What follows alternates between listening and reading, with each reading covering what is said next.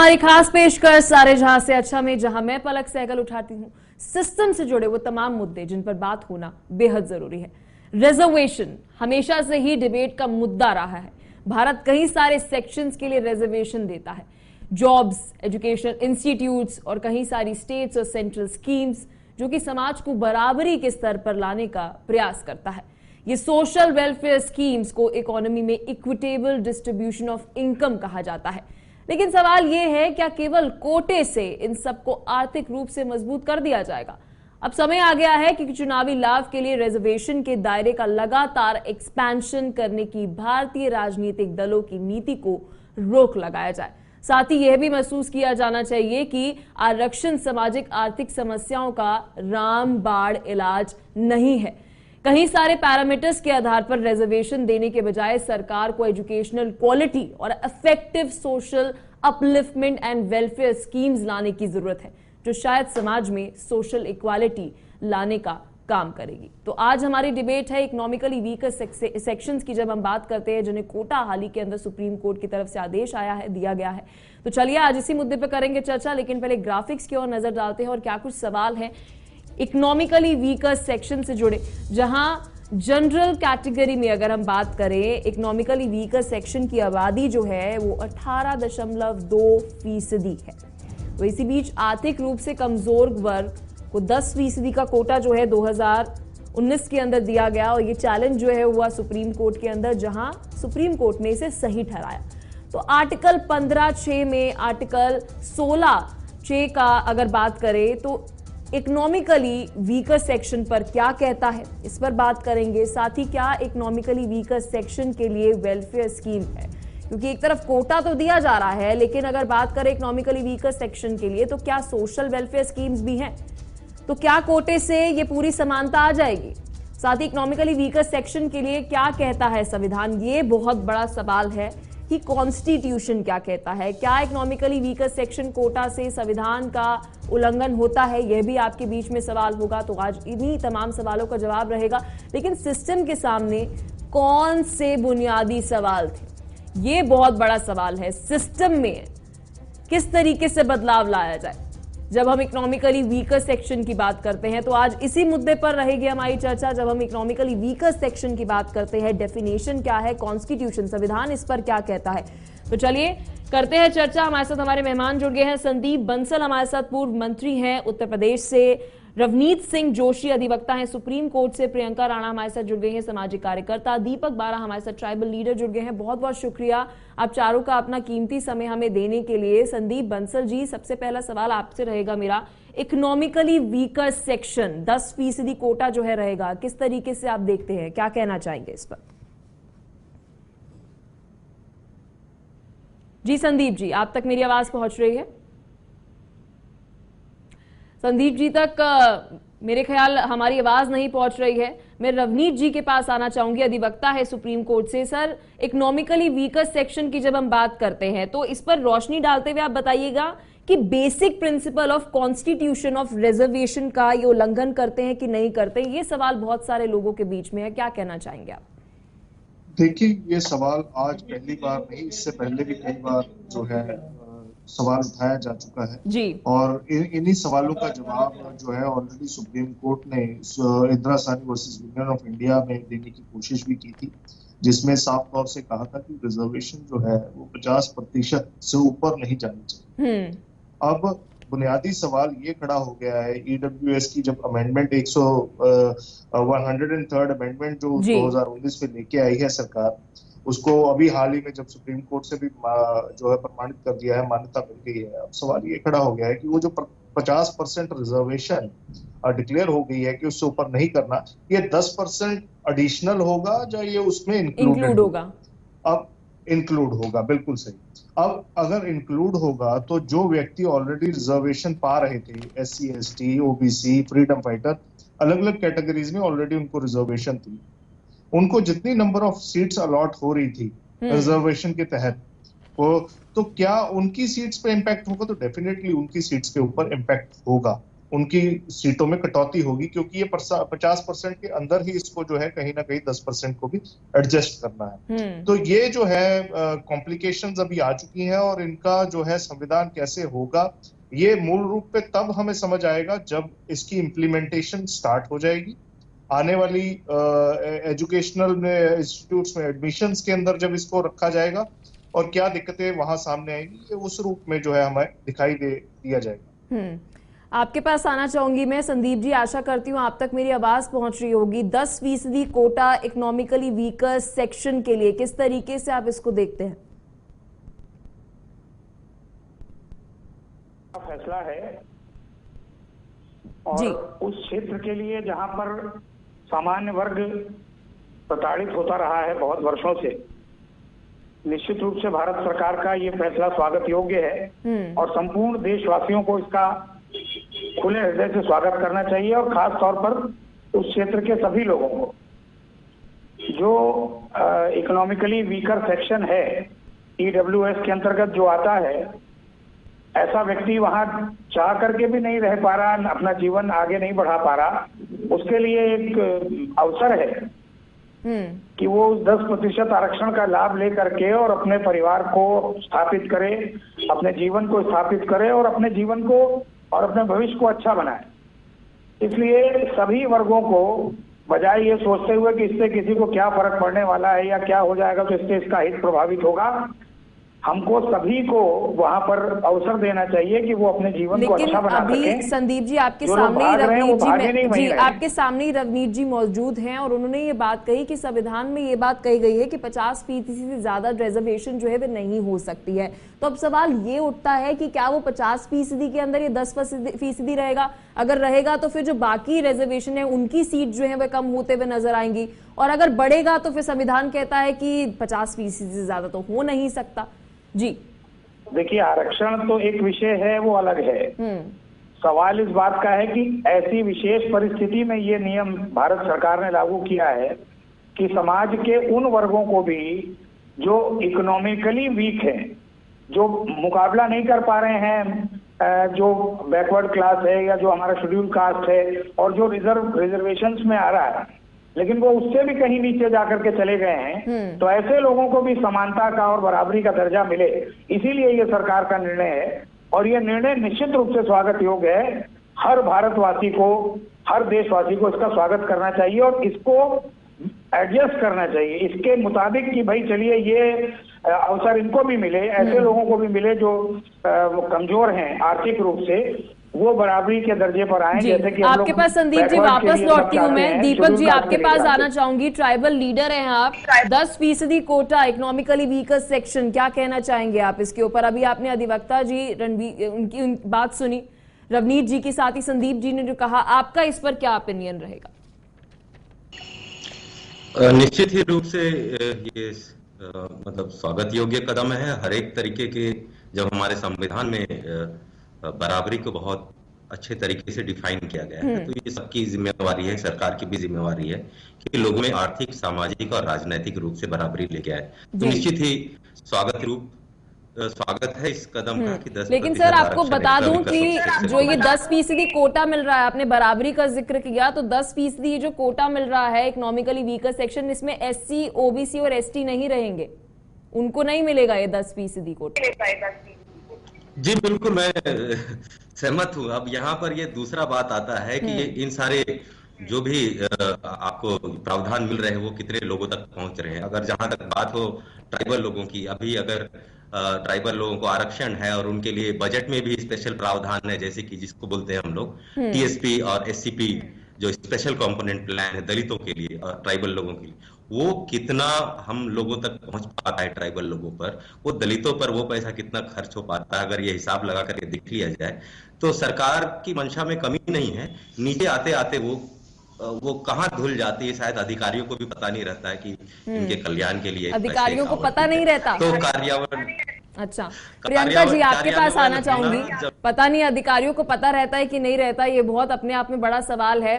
तो प्रियंका जी सवाल सिर्फ इतना है, क्या कोटा देने से, क्या केवल कोटा देने से इकोनॉमिकली वीकर सेक्शन इंप्रूव हो जाएगा, उनकी अपलिफ्टमेंट हो जाएगी। मैं समझती हूँ शायद सोशल वेलफेयर स्कीम ज्यादा बेटर ऑप्शन नहीं है। पहले ही जैसे बताया गया है 50% पहले ही है, और अगर 50% से हम ज्यादा देते हैं तो इंद्राणी जो केस था उसमें आपका संविधान के मूल ढांचे के खिलाफ बताया गया था, अगर 50% से हम ज्यादा देते हैं तो। अब ठीक है, आप कह रहे हैं कि 10% हम एक्स्ट्रा देंगे, लेकिन वो किस बेसिस पे? अभी ये कह रहे हैं कि हम लोग जो है जो आपका 8 लाख रुपए सालाना से आपकी आय जो है वो कम होनी चाहिए। उसमें भी बहुत सारी कंडीशंस हैं, अगर आप देखें तो उसमें आपके पास जो लैंड होना चाहिए, जो आपके पास फ्लैट होना चाहिए वो 1000 स्क्वायर फीट से आपका कम होना चाहिए। आपका जो एग्रीकल्चर लैंड है वो भी आपका 5 एकड़ से कम होना चाहिए। तो इसमें अगर आप सालाना रूप से अगर आप 8 लाख से कम आय भी देखते हैं तो आप एवरेज लगा लीजिए 65,000 के आसपास आपका मंथली पड़ेगा। तो क्या इसको हम वीकर सेक्शन बोलेंगे? क्या वो उसमें आता है, कैटेगरी में आता है? तो बहुत सारे चैलेंजेस हैं सरकार के पास। हम ये नहीं कह रहे हैं कि ये खराब है, लेकिन बहुत सारे चैलेंजेस हैं, पहले इसको। लेकिन मेरा सवाल आपसे ये है प्रियंका जी, आप मेरा सवाल नहीं समझी। मैं आपसे सवाल ये पूछना चाह रही हूँ, एक तरफ कोटा, ऑलरेडी इतना सारे रिजर्वेशन है, हर वक्त डिबेट चलती रहती है रिजर्वेशन के मुद्दे के ऊपर, क्यों इसे कॉम्प्लीमेंट करना? क्यों ना अगर रिजर्वेशन की अगर हम लॉन्ग टर्म पर्सपेक्टिव देखें, क्या अपलिफ्टमेंट हो पा रहा है? इससे बेटर ये ना किया जाए कि एजुकेशनल लोन्स जो है वे दिए जाए बच्चों को, रादर देन उनको कोटा देने की बजाय।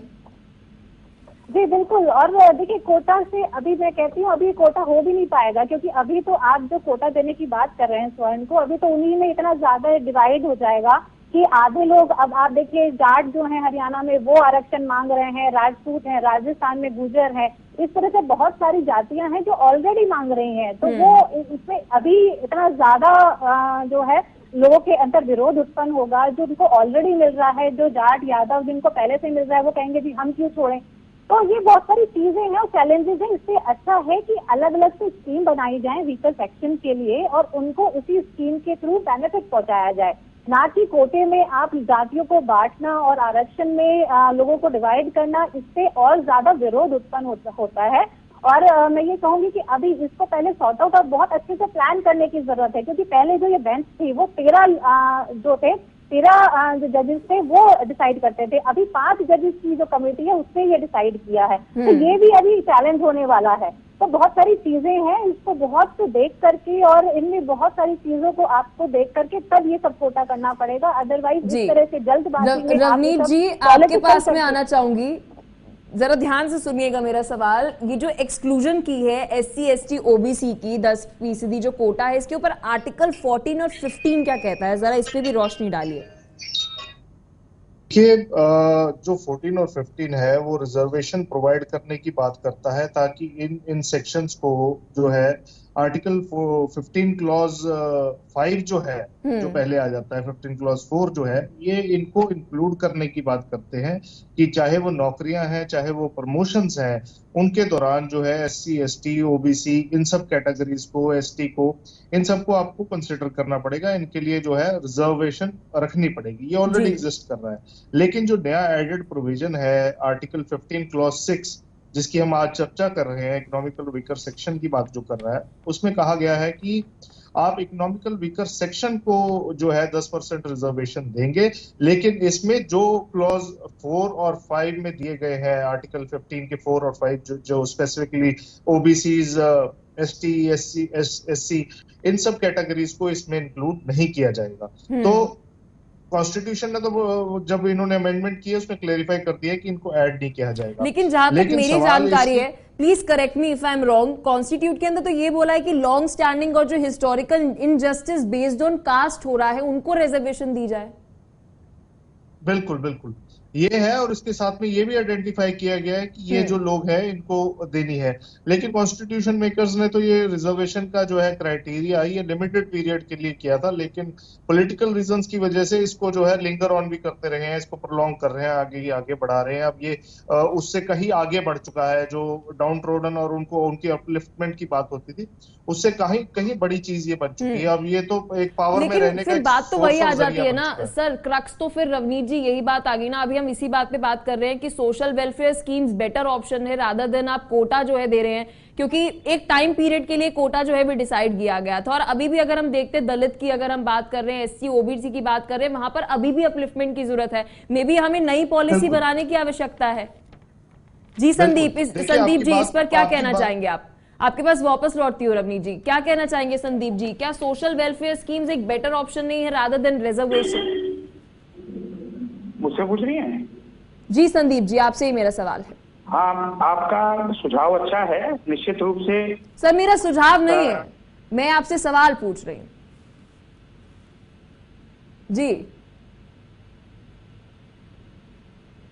संदीप जी आपकी आवाज हम तक नहीं पहुंच रही है, मैं अपनी टीम से रिक्वेस्ट करूंगी कि प्लीज इसे देखिए। ट्राइबल लीडर हमारे साथ दीपक जी हैं। दीपक जी आपसे ही मेरा सवाल रहेगा, सोशल वेलफेयर स्कीम्स और एक तरफ reservation, which is a better option? क्योंकि अभी रवनीत जी ने बात कही टाइम पीरियड के लिए रिजर्वेशन को रखा गया था, लेकिन अभी भी अपलिफ्टमेंट जो है एक बहुत बड़ा सवाल है एसटी ओबीसी के बीच में।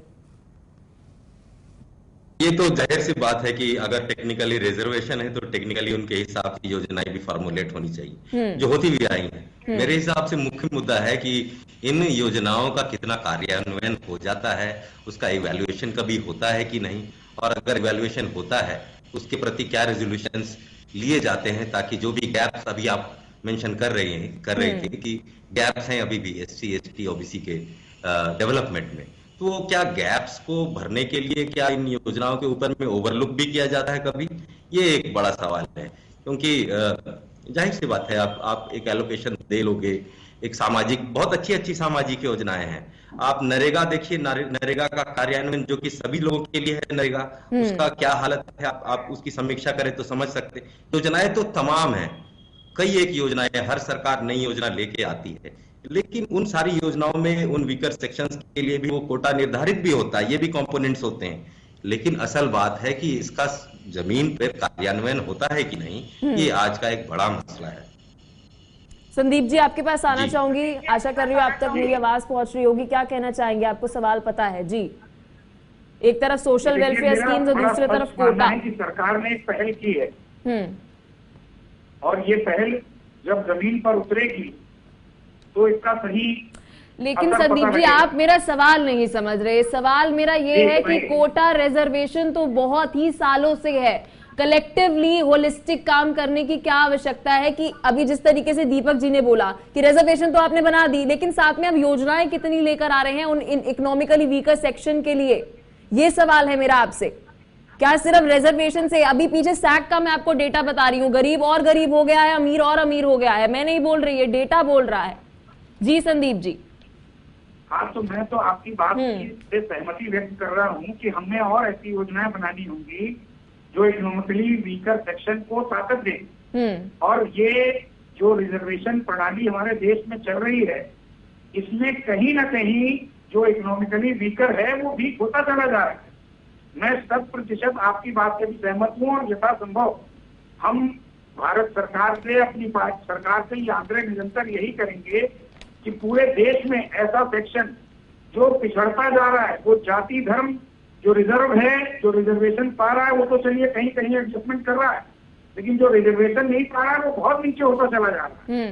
तो मैं आपकी बात पर सहमति व्यक्त कर रहा हूँ और निश्चित रूप से इस बात को आगे बढ़ाने के लिए कोई ना कोई कदम उठाया जाएगा, ऐसा मैं विश्वास मानता हूँ।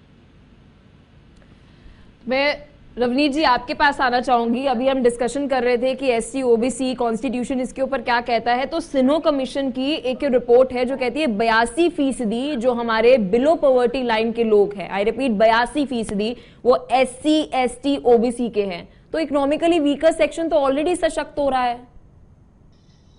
बिल्कुल, ये देखिए, ये वो सेक्शन को सेटिस्फाई करने की कोशिश है, पॉलिटिकल कोशिश है, जो अलग अलग वर्ग है, लेकिन वो इन जो है एससी एसटी ओबीसी कैटेगरीज में नहीं फॉल करते, लेकिन वो भी रिजर्वेशन चाहते हैं। लेकिन अब इम्पैक्ट देखिए, अब इसके लिए जो आपने वाजिब सवाल उठाया कि ईडब्ल्यूएस को रिजर्वेशन देने से क्या इकोनॉमिकली अपलिफ्ट हो जाएंगे, सवाल केवल यही नहीं है, सवाल इससे बड़ा ये भी है कि ऐसे लोग जो रिजर्वेशन के बाद जो सर्विसेज प्रोवाइड कर रहे हैं, जिस जिस फील्ड में वो जा रहे हैं, क्या स्टैंडर्ड भी हम मेंटेन कर पा रहे हैं सर्विसेज का इन व्यक्तियों को इनकल्केट करके सर्विसेज में, गवर्नमेंट सर्विसेज में और चीजों के अंदर इनकलकेट करके, क्योंकि रिजर्वेशन साफ तौर पे ये कहती है कि आप जो है अगर कम नंबर भी लेके आ रहे हैं तब भी आपको एक अच्छे कॉलेज में एडमिशन मिल जाएगी। मेरिट के साथ टक्कर है डायरेक्ट, और उसमें मेरिट कहीं ना कहीं सफर करती है।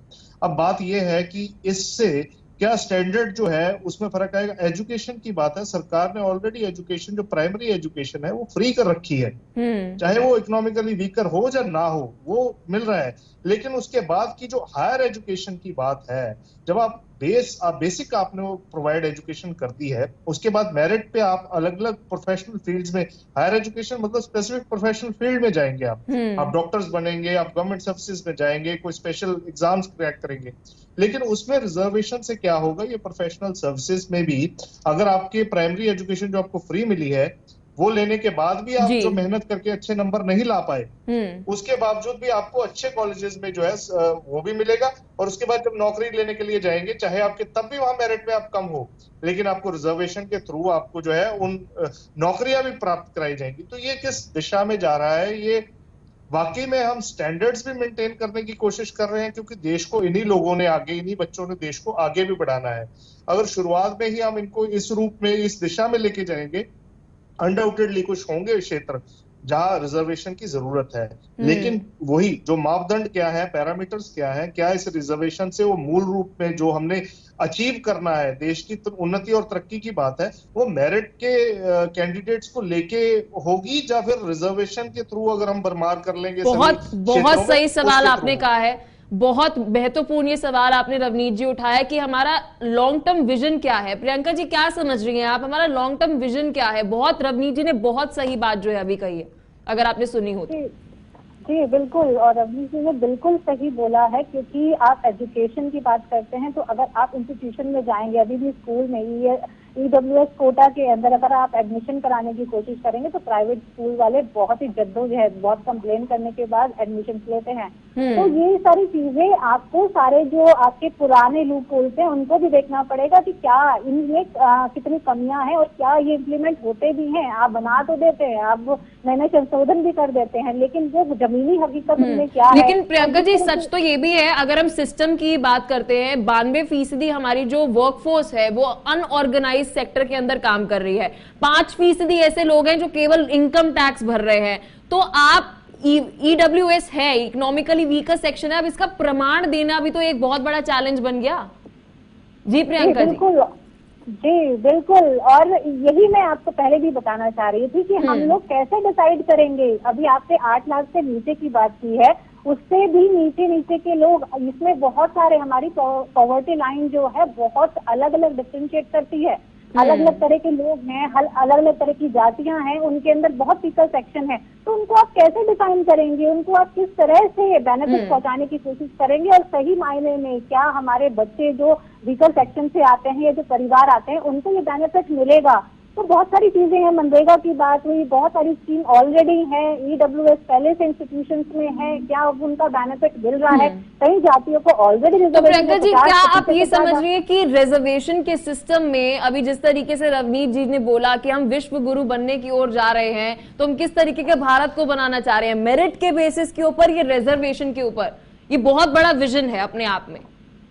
बिल्कुल, और देखिए बहुत सारे बच्चे जो हैं, क्योंकि मैं पेरेंट एसोसिएशन से भी लिंक्ड हूँ, बहुत सारे बच्चों की ऐसी कंप्लेंट्स आती हैं जब मेडिकल में जब नीट क्वालिफाई करते हैं या जी में क्वालिफाई करते हैं, और वो जो मतलब ये होता है कि जो सही में उसको डिजर्व करते हैं वो लोग रह जाते हैं, और जो रिजर्वेशन वाले बच्चे जिनकी बहुत कम, जो बिल्कुल बहुत कम परसेंटेज लेकर के आए होते हैं, वो आगे बढ़ जाते हैं। तो उनके अंदर भी डिमोटिवेशन होता है, और फिर वही बात आती है कि आगे क्या हमारी क्वालिटी, क्या हमारी क्वालिफिकेशन, वो स्टैंडर्ड जो हम लोग देना चाहते हैं, विश्व गुरु बनना चाहते हैं, क्या वो हम कर पाएंगे आरक्षण के? संदीप जी आपके पास आना चाहूंगी। सिस्टम के आप व्यक्ति हैं, स्टेक होल्डर हैं इस पूरे व्यवस्था के, कि विश्व गुरु बनने की ओर अग्रसर है भारत। जब हम ये बात बोलते हैं तो क्या रिजर्वेशन के बेसिस के ऊपर या फिर मेरिट के बेसिस के ऊपर? रवनीत जी ने सवाल उठाया और बेहतरीन सवाल उठाया, क्या विजन है हमारा लॉन्ग टर्म? दो बातें हैं, एक है विश्व गुरु तो बनेंगे हम अपने ज्ञान के बल पर, और वो तो हम बन रहे हैं। देश के यशस्वी प्रधानमंत्री आदरणीय नरेंद्र मोदी जी के कार्यकाल में भारत का मस्तक जितना ऊंचा हुआ है पूरे विश्व के पटल पर, ये किसी से छुपा नहीं है। ये अकेला मैं नहीं कह रहा हूँ, ये पूरा विश्व कह रहा है, ये विश्व के तमाम शक्तिशाली देश कह रहे हैं, जिन्होंने आज तक कभी भारत का नाम नहीं लिया था। सर, ईडब्ल्यूएस पे क्या कहना चाहेंगे आप? वक्त का अभाव है हमारे पास जी। यहाँ पर मुझे लगता है आप कहना चाहती है कि हमको भारत को फिर से सोने की चिड़िया बनाना है, जो हम मूलतः थे, और हमें लूट करके जो विदेशी आक्रांता आए, समय समय पर बहुत से लोग आए। सर, मेरा सवाल आपसे ये है, मेरिट के बेसिस पे बनेगी या रिजर्वेशन के बेसिस पे मिलेगी? क्या सोशल वेलफेयर स्कीम्स को लाने की जरूरत नहीं है? बनेंगे हम अपने ज्ञान के बल पर, हाँ, विश्व गुरु बनेंगे हम अपनी संस्कृति और सभ्यता के बल पर। तो सर ज्ञान की तो बात कर रहे हैं, अभी यही बात तो बोली सर रवनीत जी, अभी यही बात तो ज्ञान के ऊपर बोली। एजुकेशनल इंस्टीट्यूट के अंदर ही तो ये 10% कोटा होगा ना, और ऑलरेडी भी जो कोटा एग्जिस्टिंग है। अभी प्रियंका जी ने आपको बोला कि बच्चों के बीच में एक डीमोरलाइज बच्चे फील करते हैं।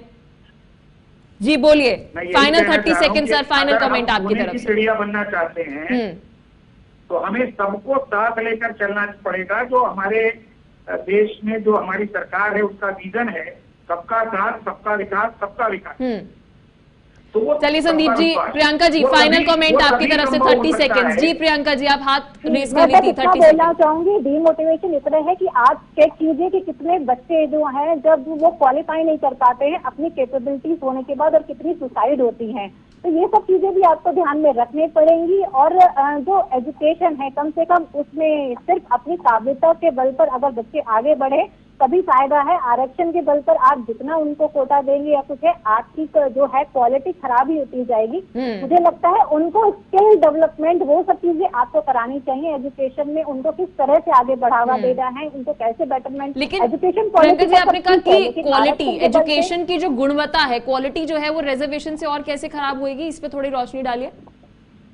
देखिए, एजुकेशन आरक्षण के बल पे आप किस तरह से, अगर कोई बच्चा नहीं कर पा रहा है, जैसे जो हमारे अधिवक्ता जी बैठे हैं रवनीत जी, उन्होंने पहले से ही आपको क्लियर किया कि भाई अगर आप, मैं जहां तक समझती हूँ, अगर मैं आपकी बात को प्रियंका जी सही समझ पा रही हूँ, आपने जो ये स्टेटमेंट दी, जी प्रियंका जी आपने जो ये स्टेटमेंट दी कि जो एजुकेशन की क्वालिटी है वो डिटोरिएट होगी, खराब होगी, क्योंकि एक बच्चे को तो लगेगा मेरे पास तो रिजर्वेशन है, मुझे इतना पढ़ने की क्या जरूरत है, मेरे को तो इतना कोटा मिलेगा, मेरा एग्जाम क्लियर हो जाएगा, कल को नौकरी मेरे लिए पड़ी हुई है।